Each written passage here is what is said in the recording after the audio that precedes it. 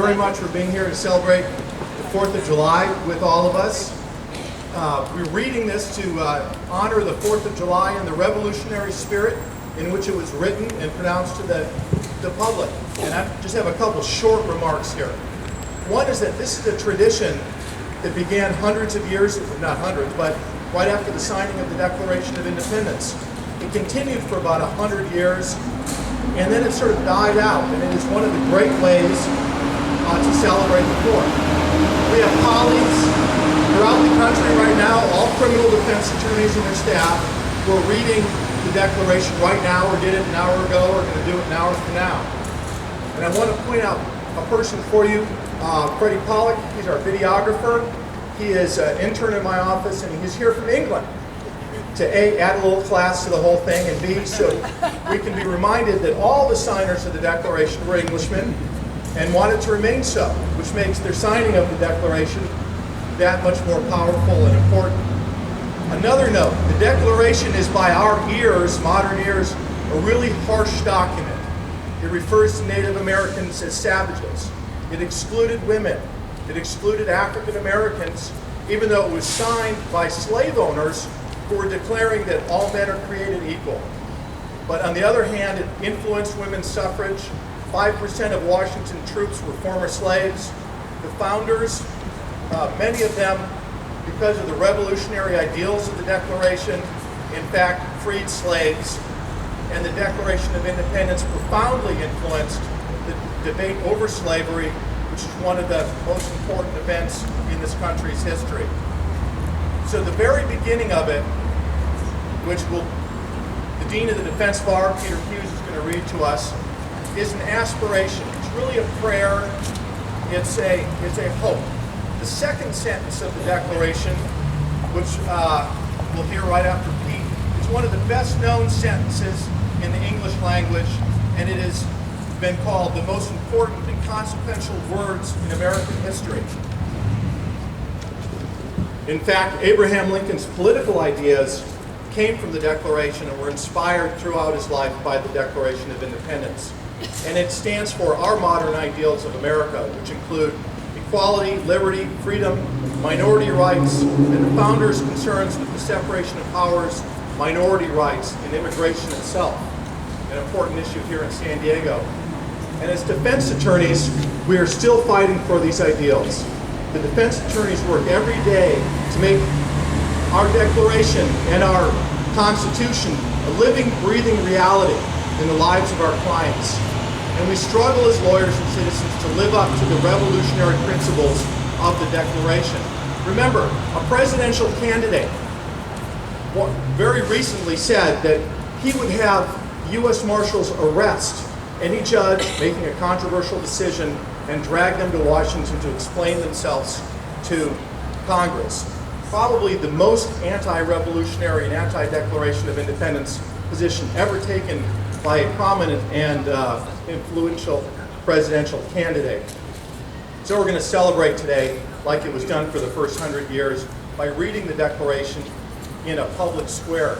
But I also want to note that the very first print version of the Declaration published in the newspaper was published in the German language. And it was probably 10% of all copies were in German to reflect the diverse population at that time. And I also want to reflect on the fact that the Declaration of Independence was an act of bravery that is tough for us to imagine. The signers were signing their own death warrant. They promised that they would die if they failed. They were promising not only their own death, but the impoverishment of their families and possibly their friends. And I also want to say that the signers of the Declaration were the elite of this country.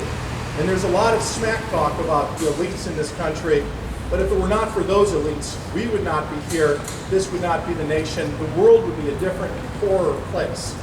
So let's honor their bravery and their genius, and do so as we do every day in the courthouse, by recognizing that a nation of laws requires the efforts of brave, courageous, and independent lawyers, judges, and participants in the court system.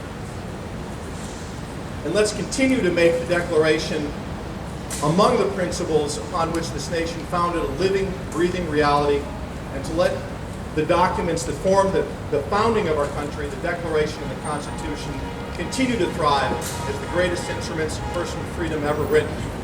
So let me say first, we have individual readers for the first 19 sections. The 20th section, Sylvia, Enrique, and I, who's at the end, will lead all of us in reading them. And I wanted Sylvia here. She was one of my first secretaries at Federal Defenders about the time the Constitution was signed. And he was older than I. I was. And she is symbolic of the importance to all of us and to the work for the Constitution. It's not just lawyers. It's all of our support staff and all of us that help us out. So leading us out will be the Dean of the Criminal Defense Bar, the Honorable Peter J. Hughes. Take her away, Pete. In Congress, July 4, 1776, the unanimous declaration of the 13 United States of America. When in the course of human events, it becomes necessary for one people to dissolve the political bands which have connected them with another, and to assume among the powers of the earth the separate and equal station to which the laws of nature and of nature's God entitle them, a decent respect to the opinions of mankind requires that they should declare the causes which impel them to the separation. We hold these truths to be self-evident, that all men are created equal, that they are endowed by their Creator with certain unalienable rights, that among these are life, liberty, and the pursuit of happiness, that to secure these rights, governments are instituted among men, deriving their just powers from the consent of the governed.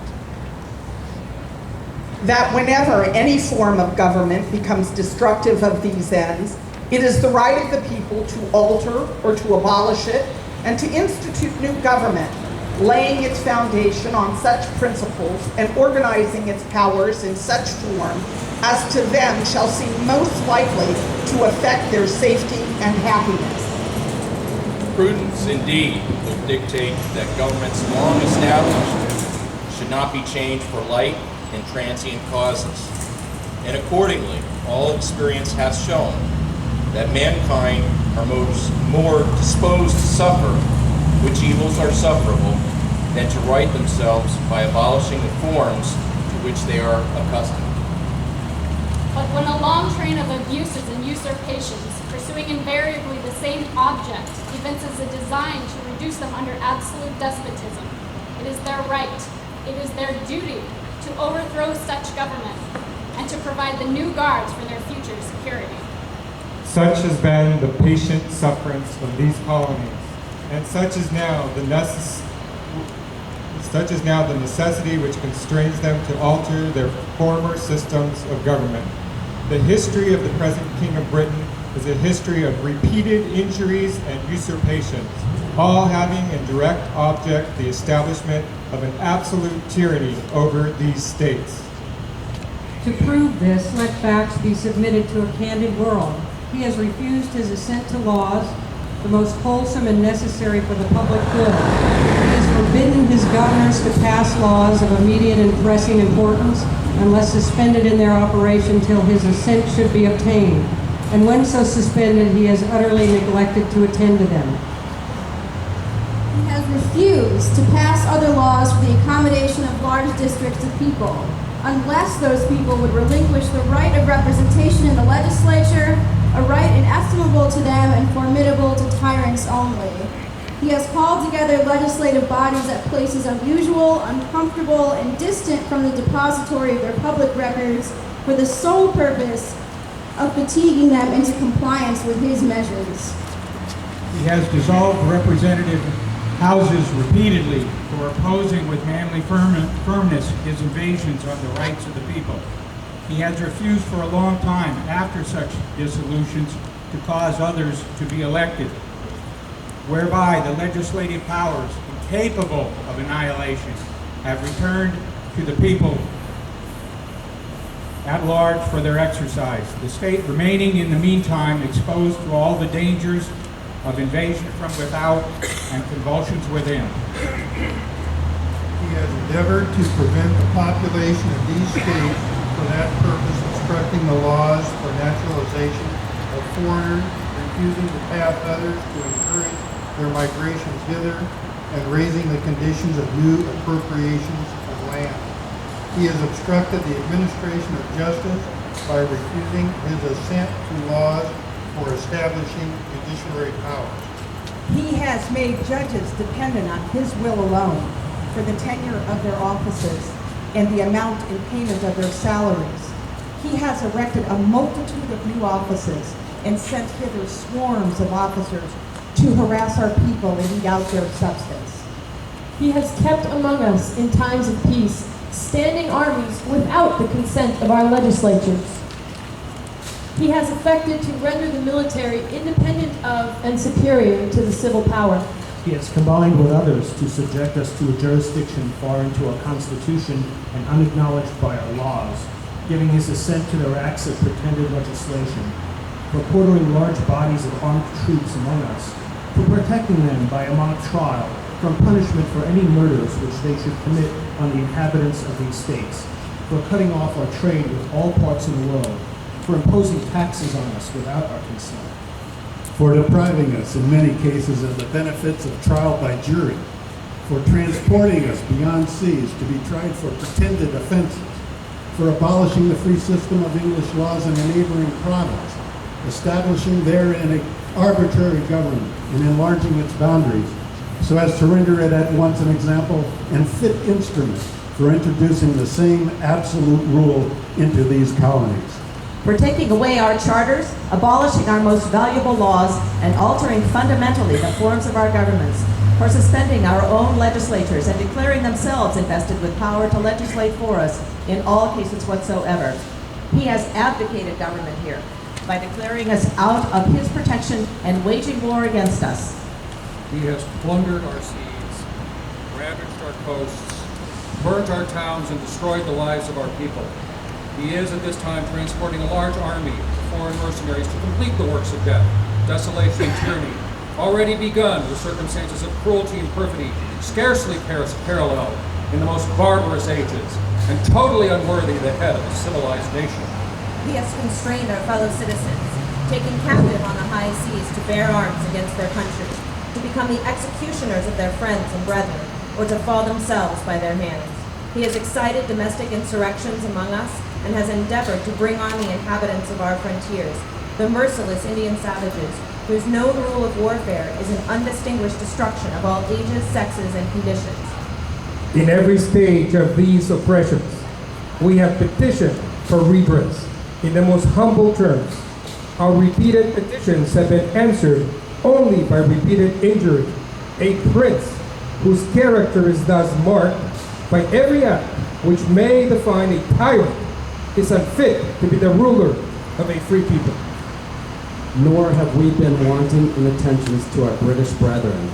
We have warned them from time to time of attempts by their legislature to extend an unwarrantable jurisdiction over us. We have reminded them of the circumstances of our immigration and settlement here. We've appealed to their native justice and magnanimity, and we have conjured them by the ties of our common kindred to disavow the usurpations which would inevitably interrupt our connections and correspondence. They too have been deaf to the voice of justice and of contiguity. We must, therefore, acquiesce in the necessity which denounces our separation and hold them, as we hold the rest of mankind, enemies in war, in peace, friends. Everyone together, please, our last part.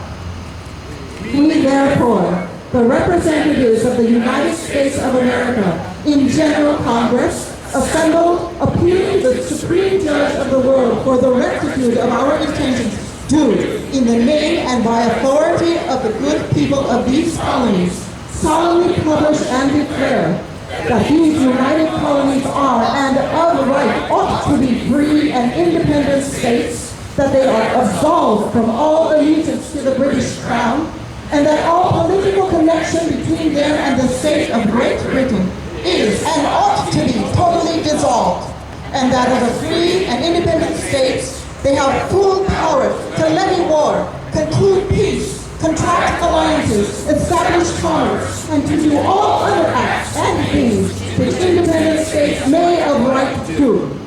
and for the support of this declaration, with a firm reliance on the protection of divine providence, being mutually pledged to each other our lives, our fortunes, and our sacred honor. All right, thank you very much. Support the ride.